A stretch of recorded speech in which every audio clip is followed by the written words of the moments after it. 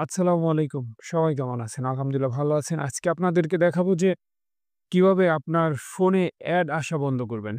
১ম এ আপনি চলে যাবেন Chrome ব্রাউজারে। Chrome ব্রাউজারে ক্লিক করলেন। তারপরে 3 ডট লাইনে ক্লিক করবেন।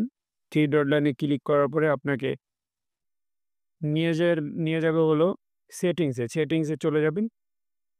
সেটিংসে গেলে আপনি খুঁজে পাবেন এখানে প্রাইভেসি অ্যান্ড সিকিউরিটি। এখানে যাবেন। এখানে যাওয়ার পরে দেখবেন এখানে আরেকটা অপশন আছে।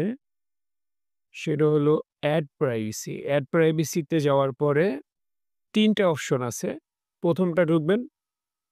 অবশ্য আমার এটা অফ করা আছে। ১ম টা ঢোকার পর আমার এটা অফ করে দিবেন এটা। অফ করে দিলাম। ওকে, এখান থেকে বের হয়ে যাবেন। পরে ২য় টা অফ করে দিবেন। আমার এখানে অফ করাই আছে।